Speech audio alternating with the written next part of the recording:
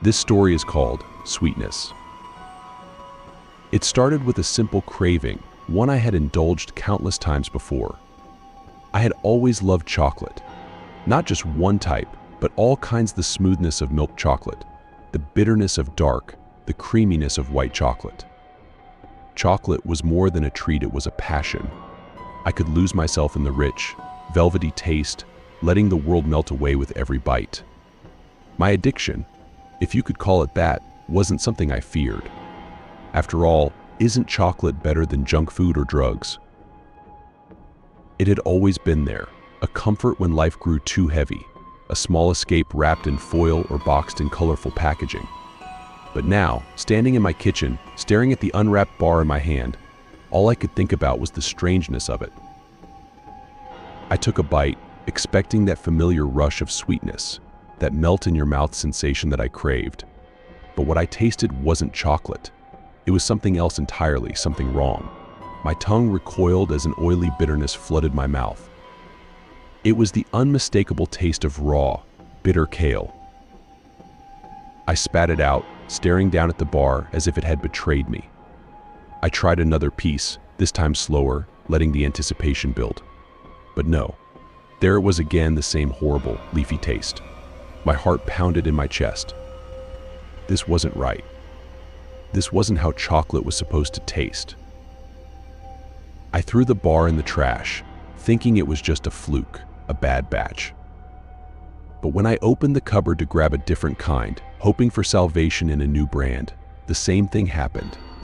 The familiar shape, the familiar scent, but the taste was something alien and horrible, like cabbage. I wasn't the only one. News spread quickly through the town. People were talking about it everywhere. In grocery stores, the cafes, on the streets. It wasn't just chocolate. Foods were changing, twisting into something grotesque. Fruit, my second great love after chocolate, had turned against me too.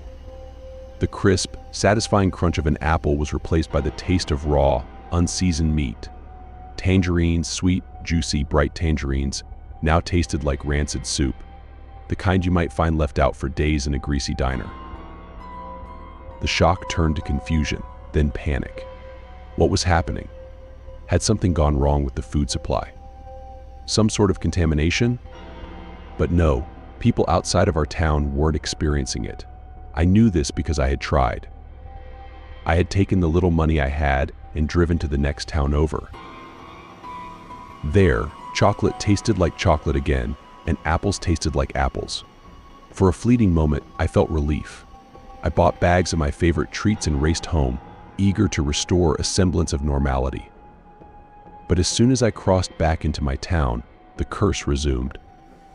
The chocolate, which had been perfect just miles away, once again tasted like kale. The apples, once crisp and sweet, now held the flavor of raw meat. I wasn't the only one suffering.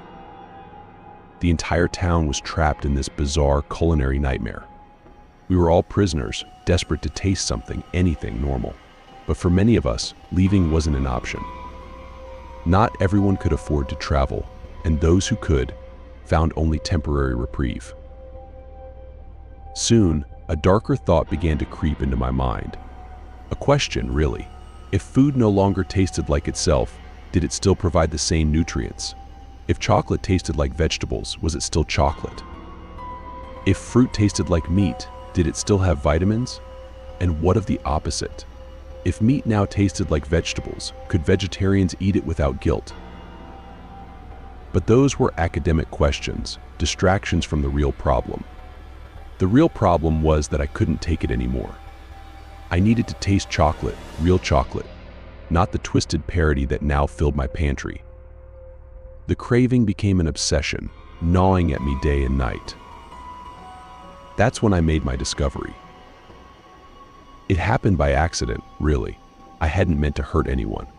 But one night, as I walked through the deserted streets, the hunger gnawing at me like a beast, I saw her, a woman, a stranger to me, walking alone. She didn't see me at first, and before I knew what I was doing, I was behind her. There was a struggle, brief, frantic, and then it was over. And that's when I tasted it. Not meat, not blood, but something else. Something sweet. Sweet like chocolate and fruit. My tongue tingled with the familiar joy I had longed for, the rich, velvety taste of chocolate mixed with the bright, citrusy burst of tangerines. It was all there, everything I had craved and missed. I backed away from the body, horrified by what I had done, yet mesmerized by the lingering taste in my mouth. How could this be? How could something so terrible feel so right? I didn't tell anyone. How could I? How could I explain the unexplainable? But the hunger remained. It grew stronger, more insistent, and I found myself slipping further into the darkness. One taste became two. Two became three. And soon, I was no longer the person I had been. I became something else, something monstrous. But I didn't care. I couldn't care. All that mattered was the sweetness, the fleeting joy that came from each new taste.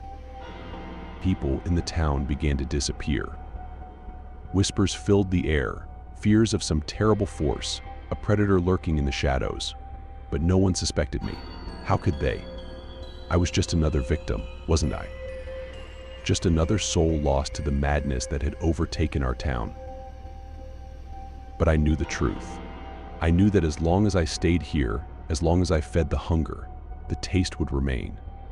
Sweet, addictive, irresistible. And so, I stayed.